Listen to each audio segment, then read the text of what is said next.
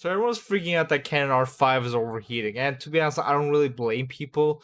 Because if you have a camera that you're gonna use for professional work, you can't just have it overheat on you, and you have to like stop production just because your camera is just getting a little hot.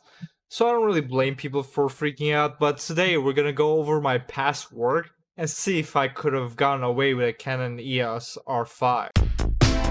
Probably the hardest part about selling the Canon R5 is gonna be the fact that A7S III is coming out that does pretty much everything that Canon R5 does, at least video-wise, without the limitations. Of course, the Sony A7S III can't do 8K, but honestly, no one really is gonna use the 8K feature on this camera, in my opinion.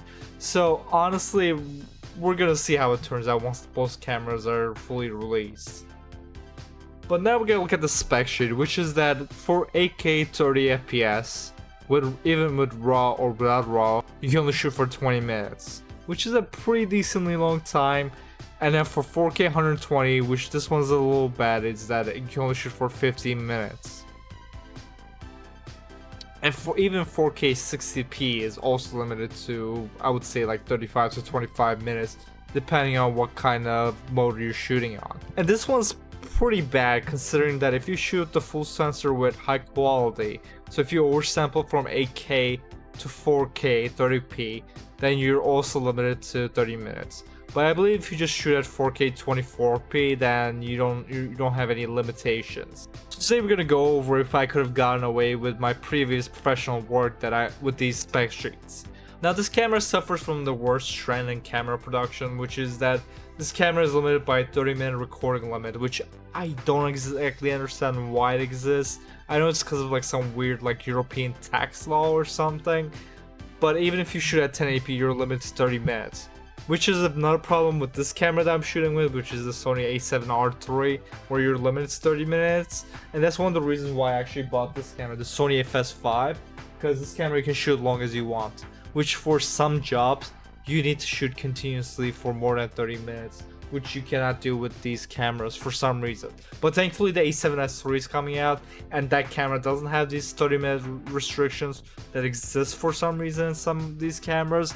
Like, I don't understand why, because once you put that 30-minute limit on your camera, then you just can't do some jobs. You can't shoot any ceremonies, you can't shoot any, conferences or long form interviews. It's ridiculous. I don't know why they bother putting that stuff in.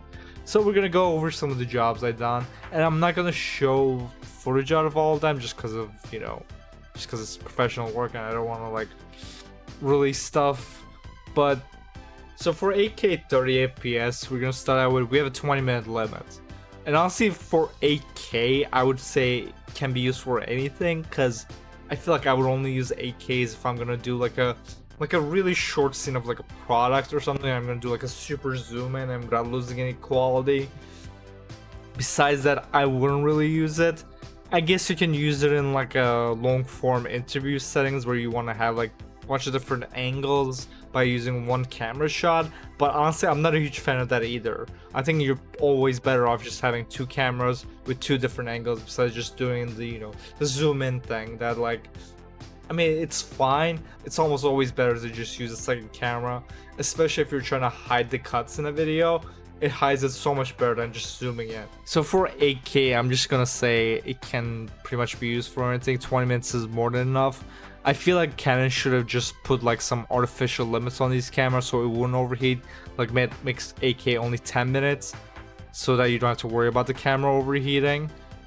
But besides that, let's go to 4K 120, which 120 I use decently a lot, and we have a 15-minute limit on that. So for 120, I usually use it on like my bar or restaurant videos where I'm like showing someone like making the food, or they're mixing drinks.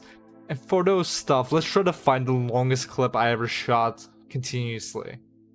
So the longest one, this one is 4 minutes long. Let's look at another one. Let's find the longest clip. Again, I'm not gonna show you guys what it is. Oh my god, my computer's exploding. Okay.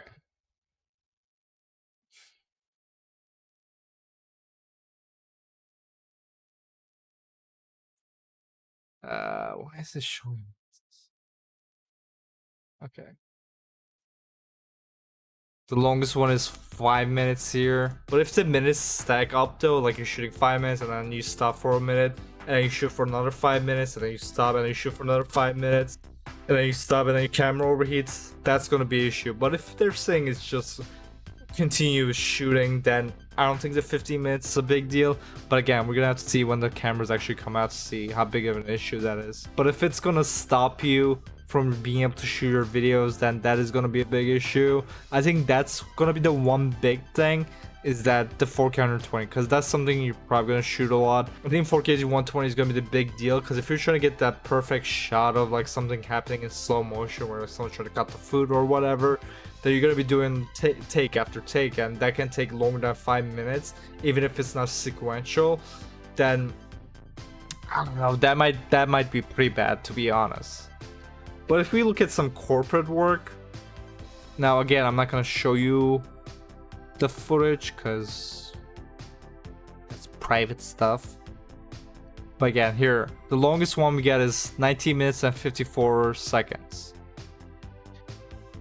Again, for something like that, I would honestly probably shoot in 1080p, maybe 4K if I'm trying to do some cropping and stuff. But again, for corporate video, I definitely recommend getting something like a Sony FS5, or if you're a Canon shooter, get a C200. Because it's not only that you're gonna have the unlimited shooting, but you're also gonna have the XLR ports that is gonna allow you to put professional audio directly into your camera. You have internal ND filters.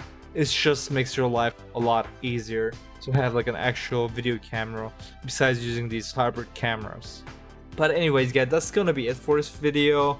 Like I said, once I get my hands on this camera, then we can do more testing. But from the spec sheets they're giving us, I don't think it's that big of a deal. Except for the 4K 120 FPS, I think that can be a big deal because the limit for that is only 15 minutes. And again, if you're trying to get the perfect shot, you might just be doing take after take. And for that, if your camera just starts overheating and you have to wait 20-30 minutes, which I've been hearing, you know, that's a little ridiculous. But honestly, if you're a Canon shooter, it is a great camera. But if you want my honest opinion, I think you should wait for the next generation of cameras. I know there are a lot of people that skipped the Canon ESR because there were so many problems with it, and they were waiting for Canon to release their, next, professional camera. And this is that camera, but the overheating problems are kind of ridiculous. But again, if you're just doing one take, most of these things are gonna be fine. But if you have to do multiple takes one after another, then it's probably going to stack up and then it's going to cause your camera to overheat, and you're going to have to wait around like 20-30 minutes for the camera to cool down, which is pretty ridiculous. But Sony is coming up with the Sony a7S III, so if you're not already married to your system, Sony's kind of the better option. And I actually really want to get one, but I haven't been able to work because of coronavirus, so it's not really in my budget to buy one right now, and I'm already, I already have 2 Sony cameras, and I'm fine with them. I don't need to buy another camera. But anyways, guys, that's gonna be it for this video. Hope you enjoyed it. Hope it was informative. And make sure to subscribe to my channel. I make videos every single week, and I'll see you guys in the next video. Goodbye.